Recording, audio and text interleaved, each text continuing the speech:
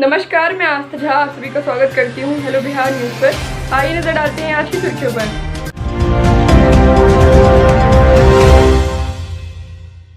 भारत में कोरोना के आंकड़े। कुल मामले 16,95,988, कुल मौतें 36,511, कुल ठीक हो चुके 10,94,374, सक्रिय मामले 5,65,103।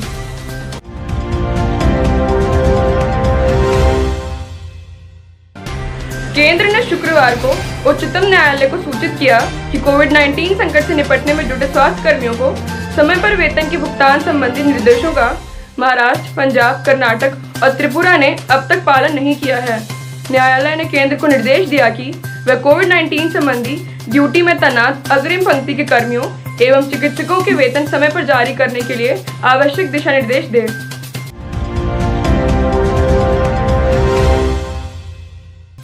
कोरोना के बढ़ते संक्रमण के बीच सरकार ने अंतर्राष्ट्रीय व्यावसायिक यात्री उड़ानों को 31 अगस्त तक के लिए निलंबित कर दिया है। बता दें कि कोरोना लॉकडाउन की वजह से सभी अंतर्राष्ट्रीय व्यावसायिक यात्री उड़ानें ठप हैं। इन उड़ानों के ठप होने की वजह से भारत सरकार विदेश में फंसे लोगों को स्वदेश लाने के लिए वंदे मातरम मिशन अभियान चला रही है। आंध्र प्रदेश के प्रकाशम जिले के एक गांव में शराब के विकल्प के रूप में कथित तौर पर सैनिटाइजर पीने से 3 भिखारियों सहित कम से कम 10 लोगों की मौत हो गई। ये लोग बीते कुछ दिनों से सैनिटाइजर को पानी और शीतल पेय में मिलाकर पी रहे थे। सुप्रीम कोर्ट ने शुक्रवार को प्रवासी मजदूरों के संबंध में सुनवाई की। इस दौरान शीर्ष अदालत ने राज्य सरकारों से लॉकडाउन के बाद देश भर में प्रवासी मजदूरों के हाल जानना चाहे।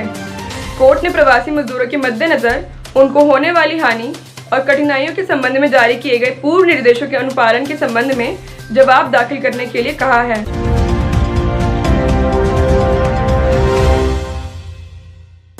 भारतीय सेना ने शुक्रवार को जम्मू कश्मीर के माचिल सेक्टर में नियंत्रण रेखा के पास आतंकवादियों द्वारा घुसपैठ की कोशिश को नाकाम कर दिया। रक्षा प्रवक्ता ने यह जानकारी दी।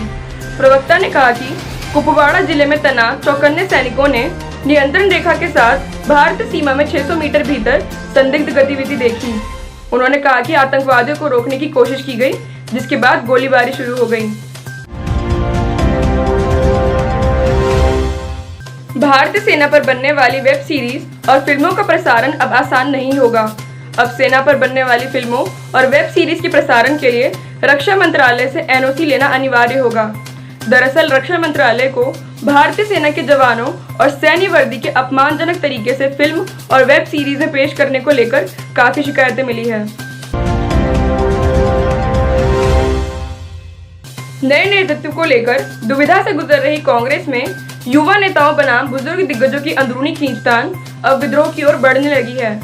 इस घमासान का आलम यह है कि दोनों ही पक्ष खुले तौर पर एक दूसरे पर उंगली उठा रहे हैं। सिंधिया जी के मध्य प्रदेश से राज्यसभा सदस्य के रूप में निर्वाचन को कांग्रेस के एक विधायक ने चुनौती दी है। राज्य के पूर्व मंत्री डॉक्टर गोविंद सिंह जी ने इस मामले में मध्य प्रदेश हाईकोर्ट में शुक्रवार को एक याचिका दायर की है।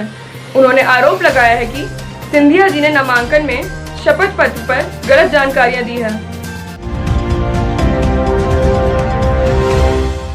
कांग्रेस के वरिष्ठ नेता और पूर्व केंद्रीय मंत्री मनीष तिवारी जी ने 2014 में कांग्रेस की हार के लिए यूपीए की भूमिका को लेकर सवाल खड़े किए हैं। उन्होंने शुक्रवार को एक खबर को ट्वीट करते हुए 4 सवाल पूछे। तिवारी जी ने कहा कि क्या 2014 में कांग्रेस की हार के लिए यूपीए जिम्मेदार है। इसके अलावा उन्होंने कहा कि 2019 की हार पर भी मंथन होना चाहिए।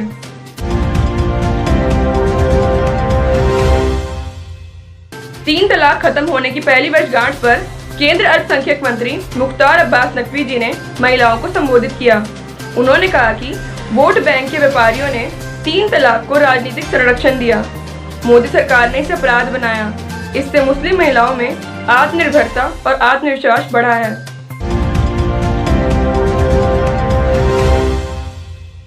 महाराष्ट्र के मुख्यमंत्री उद्धव ठाकरे जी ने शुक्रवार को कहा कि राज्य की पुलिस बॉलीवुड के दिवंगत एक्टर सुशांत सिंह राजपूत जी के मामले की जांच करने में सक्षम है। वहीं केस को ट्रांसफर किया जाना उनके लिए अपमानजनक होगा, क्योंकि वे योद्धाओं की तरह कोरोना महामारी के खिलाफ लड़े हैं। उन्होंने सुशांत जी के फैन से कहा कि उन्हें मुंबई पुलिस पर भरोसा करना चाहिए।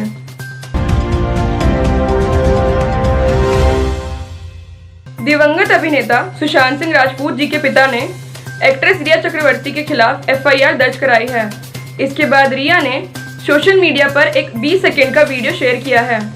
इसमें वह कह रही हैं कि उन्हें भगवान और न्यायिक प्रणाली पर पूरा भरोसा है, न्याय होकर रहेगा।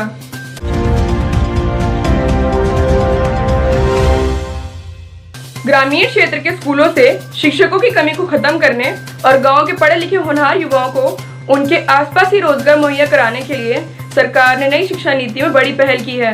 इसके तहत गांव के प्रतिभाशाली छात्रों को शिक्षक पेशा की ओर आकर्षित करने के लिए एक मुहिम चलाई जाएगी। यह मुहिम देशव्यापी होगी।